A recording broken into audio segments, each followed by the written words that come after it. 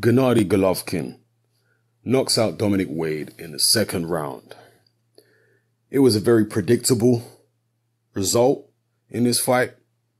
If you'd actually watched Dominic Wade fight before, if you'd even taken a look at Dominic Wade's career record, his best win to date before fighting Golovkin, I mean, obviously he didn't beat Golovkin, but his best win in his career was a split decision over an absolutely ancient Sam Solomon.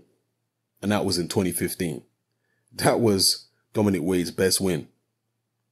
So going into this fight here, it would have been extremely shocking and disturbing if this fight between Golovkin and Wade was even competitive. Never mind if Wade ended up winning. That was virtually inconceivable. To be fair to Golovkin, this was his mandatory challenger. And we know the IBF are very, very strict when it comes to their mandatories. It don't matter who the mandatory is. It could be somebody rubbish because, for example, in the instance of Kell Brook's mandatory, his last mandatory, Kevin Bizier was only mandatory because Amir Khan and Tim Bradley, for different reasons, did not go through with their mandatory eliminator to become the, or their final eliminator, sorry, to become the mandatory for Kell Brook's IBF title. And so Kell Brook ended up fighting Bizier because they had to go down the list and find other people who were eligible to be the mandatory challenger for Brook's title. So the IBF are very strict. It don't matter whether the mandatory they pick is good or not. They enforce it very strictly. So you can't blame Golovkin for this particular opponent. All right. He had to fight him or get stripped of the title. But either way, it was a very predictable fight.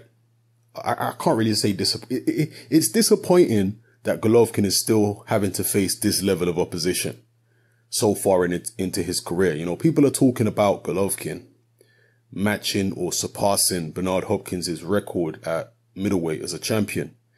But it has to be said, let's not get it confused. I'm not saying this is Golovkin's fault, but boxing is all about the proof is in the pudding. It's not about potential boxing. It's always about what you've actually done. And I'm not, as I say, it's not Golovkin's fault, but he hasn't fought anywhere near the level of opposition that Bernard Hopkins fought when he was middleweight champion. Not even close. Not even remotely close. Now, it's easy for us to sit here and say, well, if Golovkin had fought the level of opposition that Bernard Hopkins had fought, he would have done just the same as Hopkins, if not better. It's easy to say that. But again, that's just an opinion. It's not a fact. It's not a fact until fighters get in the ring and actually prove it by getting the victories. So, you know, comparing him to Hagler and Hopkins and all that kind of stuff on paper, in terms of the numbers on his resume, fine. But the actual quality of opposition is not even close to the guys that Hagler and Hopkins fought and beat. So again, the jury's still out in terms of Golovkin as an all-time great.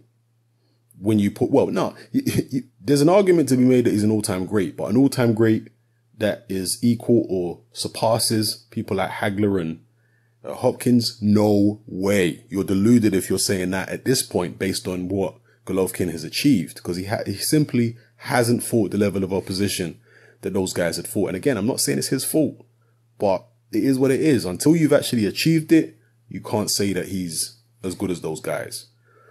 So hopefully the WBC, I mean, when it comes to Mexican fighters, particularly Mexican cash cows, you can't really have much faith in the WBC or cash cows in general. The WBC are a pretty damn terrible organization, and they show extreme favoritism towards Canelo, and they've allowed this guy, not only him, but even Miguel Cotto before him, who's obviously Puerto Rican, not Mexican, but still, he was a cash cow. They've allowed Cotto and Canelo to shamelessly duck Golovkin. Absolutely shameless. The only middleweight champion at this point in time who is even talking with any positivity about the prospect of fighting Golovkin is actually Billy Joe Saunders.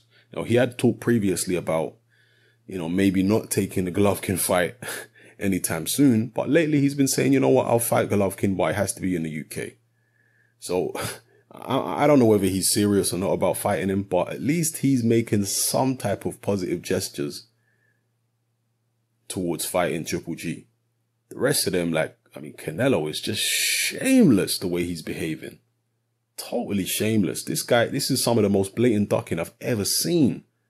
Canelo is just scared to death. And I've been saying this for a long time about Canelo. I was saying for a long time that Canelo is not moving up to middleweight because he knows GGG's up there. And he sparred GGG, and GGG gave him that work in sparring. And he hasn't forgotten that. And I honestly think that's lived with him ever since then. So that's just my opinion anyway. I think Canelo's been fighting the GGG for a long time. And when they do fight, I see Canelo getting stopped. That's what I see.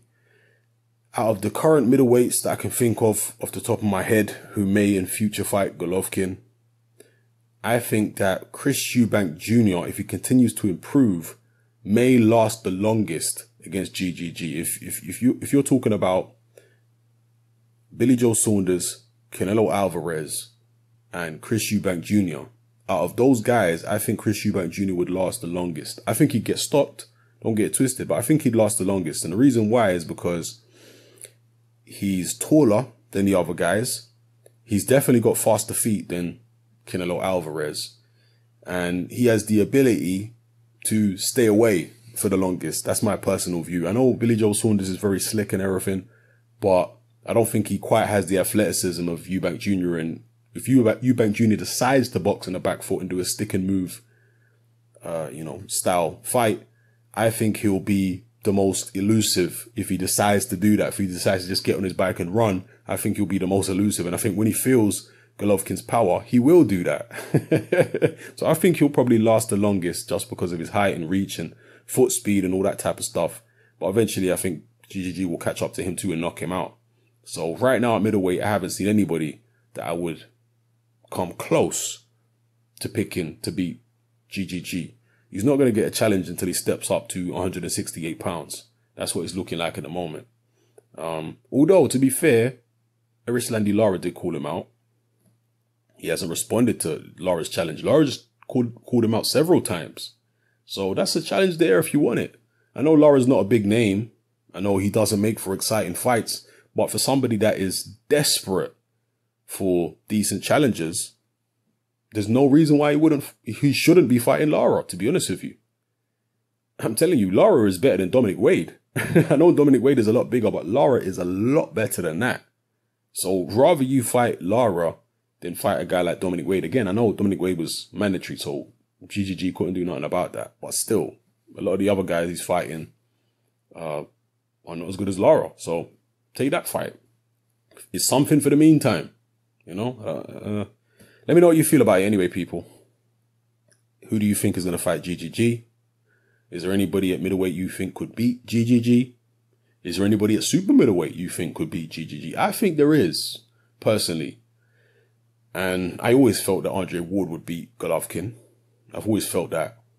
And super middleweight, like I say, De Gale, Golovkin, I'd favour Golovkin against De Gale. I really would. I know there's other channels like Dwyer, for example, who thinks De Gale would beat Golovkin. But I don't know, man. I think Golovkin will probably beat De Gale. Callum Smith, Nigel Benn was very impressed with Callum Smith. He thinks he can beat Kovalev. I don't know about that. But Callum Smith against Golovkin, I personally think Golovkin will beat him. But I don't know. It's interesting. When you're moving up there and you're talking about guys who have much better punching power than anybody that Golovkin's fought. Guys who are taller. And I think overall, maybe the talent's better at 168 pounds. You got the Durrell brothers and whatnot. I think the talent maybe is a little bit better. If you take GGG out of the middleweight division, I reckon at super middleweight, the talent is a little better. Not massively, but a little. Just overall. Just my opinion. So anyway, drop your comments in the comment section below, people. Let me know how you felt about Golovkin's performance. And I haven't even talked about his performance. Do I need to even talk about his performance? It was so one-sided, it's barely worth mentioning. He went in there, he dropped Wade in the first round, dropped him twice in the second round. Easy work. It was what it was. Let me know how you feel, people. It's your boy Hatman. I'm out.